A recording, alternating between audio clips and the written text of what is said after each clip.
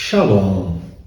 Quando nós pensamos no sexto mandamento, não matarás, isso nos leva automaticamente a algumas questões muito delicadas e muito íntimas para muitas pessoas. Você já se viu em alguma situação em que você olhou para a sua vida e disse, não vale a pena mais viver?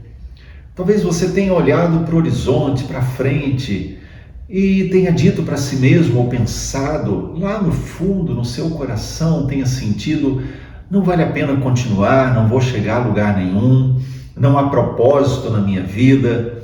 E pensamentos assim começaram a encontrar abrigo na sua alma. No entanto, quando nós olhamos para o mandamento, nós precisamos ampliar a compreensão dele e trazer para essas questões íntimas do nosso coração. Por exemplo, nós podemos olhar lá em Mateus capítulo 22, os versos 37 a 39, que diz assim: Respondeu-lhe Jesus: Amarás o Senhor teu Deus de todo o teu coração, de toda a tua alma e de todo o teu entendimento. Este é o grande e primeiro mandamento. O segundo, semelhante a este, é: amarás o teu próximo como a ti mesmo. O que muitas pessoas não se dão conta é que Jesus inclui o amar a si mesmo. E amar a si mesmo não é egoísmo. Na verdade, é uma necessidade que todos nós possuímos. E eu só consigo demonstrar amor ao próximo quando eu amo a mim mesmo. Então, quando vem esses sentimentos de desvalor, de considerar que a minha vida não tem mais sentido, tirar a própria vida tem a ver com desconhecer o próprio valor. O valor que Deus me deu, Deus continua dando à minha vida. Quando ele fala amar ao próximo como a ti mesmo, é porque Deus olha para nós e ele dá o valor. E precisamos lembrar que preço e valor são duas coisas diferentes. Preço é o vendedor que põe, mas valor é o comprador que dá. Então, quando você vai comprar alguma coisa, você acha que está caro, você não compra. Você é um comprador e você dá o valor. Se você acha que o valor está alto, você não compra. Deus olhou para você e ele decidiu te comprar e pagar um alto preço, e o preço que Deus pagou foi a vida de Jesus. E muitas vezes nos esquecemos do valor que Deus dá para nós e consideramos tão desvalorizada a nossa vida que achamos que não vale a pena. Mas Deus olha para mim e para você e diz, vale a pena. Por isso ele enviou Jesus e pagou o preço, porque ele é o comprador. E como comprador ele deu o valor devido. E o valor que ele deu a você foi a vida de Jesus. Há dois homens na Bíblia que viveram momentos tenebrosos. Momentos que nós podemos dizer que são daqueles dias cinzas, de escuridão da alma, de cansaço, de pensar que isso nunca vai acabar.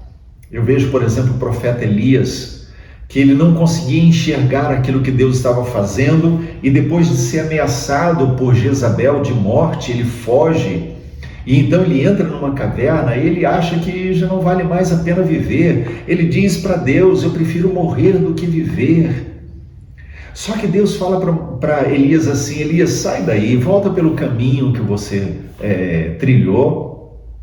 Você vai ungir Eliseu no seu lugar, Jeú vai ser ungido rei, e você vai ser instrumento para isso.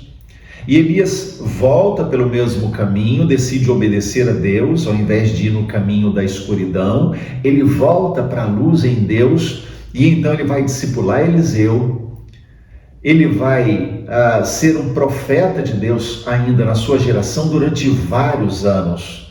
E mais do que isso, a vida dele termina com ele subindo num redemoinho e a carruagem de fogo passando naquele momento que é um instante glorioso que nós vemos na Bíblia. Se Elias tivesse tirado a vida dele, nunca teria experimentado a glória desses momentos. Ele não sabia o que Deus estava para fazer, então ele não tinha direito de dar fim a tudo. Ele tinha que olhar para frente e continuar crendo. Eu não sinto nada agora, eu estou triste agora, mas Deus ainda pode fazer coisas grandes lá na frente. O outro foi Jonas, só que foi num ato de egoísmo. Deus manda ele para Nínive, pregar em Nínive, e ele decide não ir porque ele não quer que aquele povo sanguinário se converta. Ele foge, vai para Tarso, Deus traz ele de volta de uma forma miraculosa, e então Jonas obedece a segunda vez, vai a Nínive, prega, toda aquela cidade, aquele reino é transformado, até o rei se humilha diante de Deus para buscar o Senhor. Mas Jonas, ele fica fora da cidade olhando, ele quer que Deus destrua aquela cidade. Deus não destrói, Deus tem misericórdia e perdoa o povo. Então Jonas diz, é preferível morrer do que viver. É um momento terrível para ele de escuridão, porque ele foi egoísta demais, porque ele só pensava em si, ele não pensava no povo. Muitas vezes esses dias de egoísmo podem estar nesses dois momentos. Talvez você em alguns momentos se veja como Elias, não está vendo perspectiva, não sabe o que Deus vai fazer lá na frente, por isso acha que já acabou. Mas eu quero dizer, ainda muita coisa gloriosa de Deus para ser feita. A segunda coisa é que você também pode estar num momento cinzento como esse, como Jonas, por puro egoísmo, porque só pensa em si e esquece que Deus quer usar a sua vida para abençoar a muitos. Deus é o Deus da vida, Deus é a favor da vida, Ele entende a sua luta e Ele quer investir em você, para que você viva assim o melhor de Deus sobre a terra. Creia nisso, levante a cabeça, olhe para o Senhor e saiba, o Deus da vida continua te amando, continua acreditando em você.